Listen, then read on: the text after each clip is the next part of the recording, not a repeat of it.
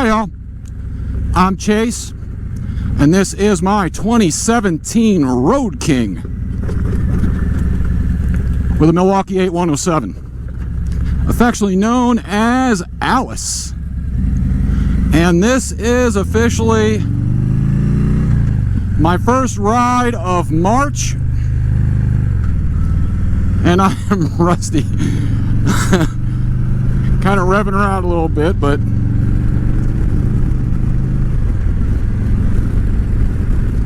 I haven't had a ride since November. So this is the first ride of spring, let's call it. It is March 5th. I did my 3-hole over the winter, but I did want to change out my my derby cover, O-ring, or gasket, whatever you want to call it. I did not have one. It didn't seem like it needed to change. It was still nice and springy and rubbery and just fine. But I'm one of those OCD people, so I'm going to go to the dealership where I bought Alice here and get a new one.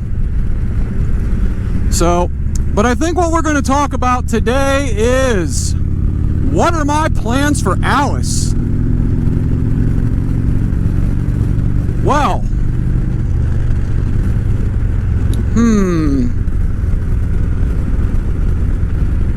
this may depend on sponsorship.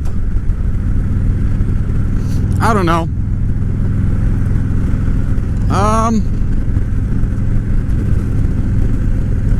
I kind of wish that she had a different fairing on it. You know, the windshield's not bad, but a fairing wouldn't be bad either, I guess. But it's probably one of the smaller fairings I'd be looking at. You know, a oh, what is that called? A road warrior fairing, like it was on Mary Jane, my Dyna Fat Bob, or an FXRT fairing. That would be ultra cool. I've seen one of these with an FXRT fairing, and that is just hot shit right there. Especially in this billet silver. Let's see, how are we doing on track? Oh, good. Oh, there we go. Oh boy.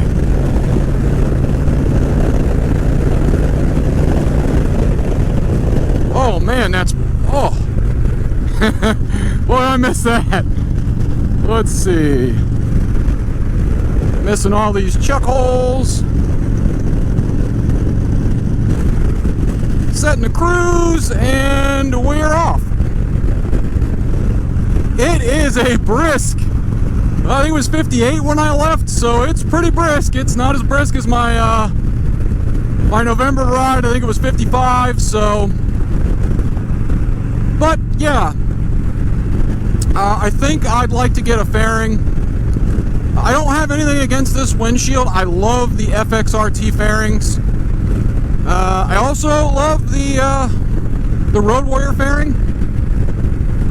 It worked great. But I think I would really like to try a different fairing. But we'll see. Hopefully my channel takes off and I don't know, I get a sponsor or something like that. Oh man, she rolls over so quick. I can't believe that this is a touring bike, honestly. I feel like a fool, because I thought maybe, you know, to have any kind of decent handling bike, it had to be a Dyna, or, you know, something smaller. Man, I was wrong. I was so wrong. Or maybe it's just because this is the newer, updated frame, the Rushmore style stuff they started out with in 2014. Yeah, it's a great bike. But anyways,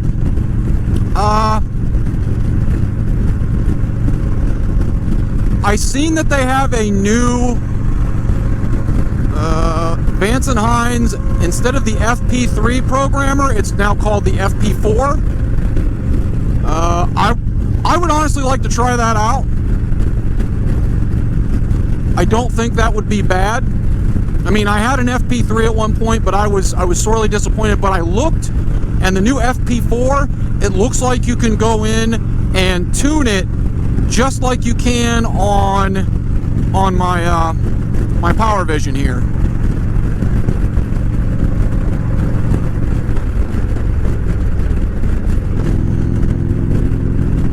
So I wouldn't mind that. That would be kind of cool.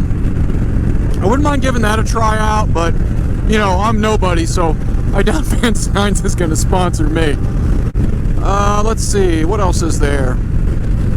An exhaust. Right now, it has these stock headers on it, it looks like. I did look in there, and it does have a catalytic converter in there, so that means it I'm pretty sure it has the stock headers. And it has slip-ons, it has the RC exhaust slip-ons, so I may be wanting to try a new header, or maybe a complete system. I don't know. I like the way that these RC exhausts sound, honestly, and the thruster rocket style tips have kind of grown on me. I don't know why. I did not like them at first, but I don't know. They kind of go with the bike, the color, it's just a weird kind of thing, I guess. There was a windshield I looked at. I can't remember the brand now, unfortunately. It's a brand that's recommended on Harley-Davidson forums. It does have a lip on it, so I was thinking about that. All I'd have to do is order the windshield. I can reuse my brackets. That would be kind of cool. Right now, I am still impressed with the suspension. Maybe it's because I'm a little light in the ass.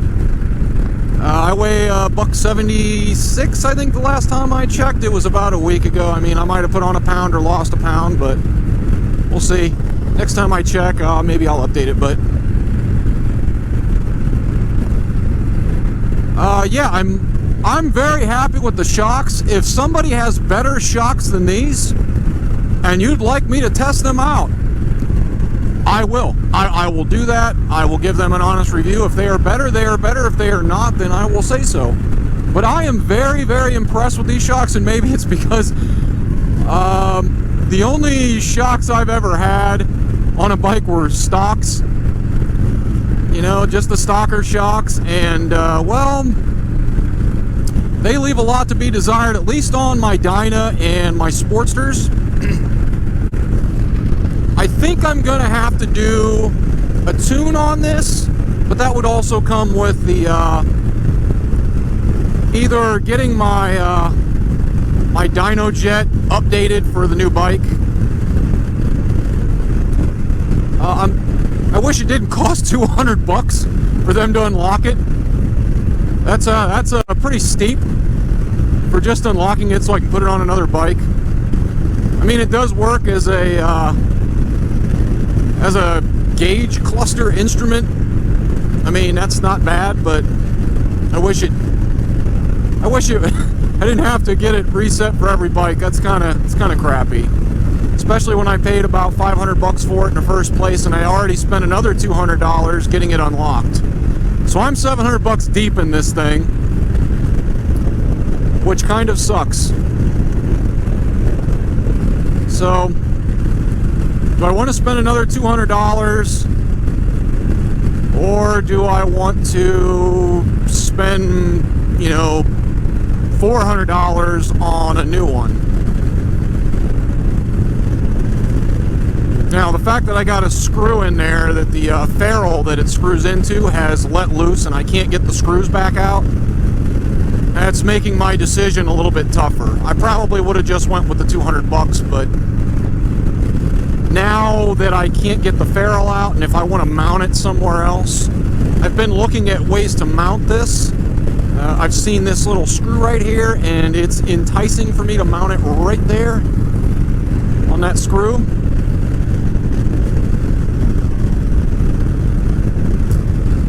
there's that.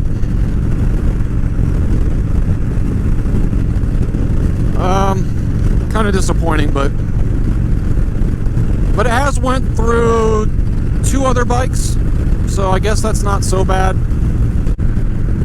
Let's see, was there anything else I needed to do? Oh, that'll be a separate video. I did do a couple of little changes to the bike, but maybe I'll make that video before I leave the dealership. I did change a few things. Right now, I'm looking at maybe some new isolators for the riser handlebars, the mount. These are a little bit of give to them. Right now they seem a little bit stiffer because they're not warm, because it's, like I said, it's pretty cool out. It's a slight bit brisk. But yeah, let's see, anything else? I could use a new mirror. I might have to look at some new mirrors. It looks like I got caught with a rock on one of these. I think it's this one. I got caught with a rock. Chipped it pretty bad. I didn't even realize it was on there until I was cleaning it this winter. The grips are fine. I don't have a problem with the grips. Let's see. Floorboards are good. I don't really have another thing I need to do, really. That's about it, I guess. Huh. Oh, I forgot. There's one more thing I need to do, and that is I want to upgrade the whole front end. There's the 2 fog lights, or whatever you want to call them, accessory lights, and the main headlight. I'd like to upgrade those to LEDs, and the turn signals. Now, the rear, I think the rear has custom dynamics on it. I get the flash, it's got the bar middle light, and it's got the 2 blinkers. I took them apart to look. Those look like custom dynamics. I couldn't really tell. I've never owned any custom dynamic stuff. But I'd also like swap over the front blinkers to some LEDs. Oh, man, I can't remember the name of the company. There was an upgraded clutch, hydraulic clutch attachment that goes in the transmission to make the clutch a little bit, I don't know, better. I hate that this lets out at almost dead end at the sweep of the clutch. I like where my my Sportster and my Dyna let out, about just a little over halfway. I don't know, it felt better to me. I don't know, I felt more sure of where the clutch was. I know it's a kind of a insignificant thing, but I don't know, I just don't like where the hydraulic clutch lets out. So, I guess there's that. But yeah, I think that's all. I don't really have a whole lot else to do. I mean, I'm thoroughly impressed with this bike. It only needs a few things. I did change some things over the winter. I did mount my my Power Vision, and my Power Vision is running right now, but it's not tuned to the bike. That is something else that you should probably know, is the Power Vision will run on a new bike. It will tell you things like your, all the, RPM, your speed, and your gear, and the engine temp, and everything else like that. But you cannot run any programs on it until you get, the tune license again, which does kind of suck. So that's $200, and man, it really hurts, especially when I've already spent $700 on the thing. Before I go, I almost forgot. I'd like to do a cam and oil pump and cam plate upgrade. Now, that's also something I'm gonna have to wait for. Maybe I'll get a sponsor or something, but I'll have to save up for that, because I've been looking, and just the parts themselves, you're looking at about $1,000 or more. So, but anyways, I guess that's gonna be all. like, comment, subscribe, and flick that ding link if you want to be notified of any new videos I come out with. And bye, y'all.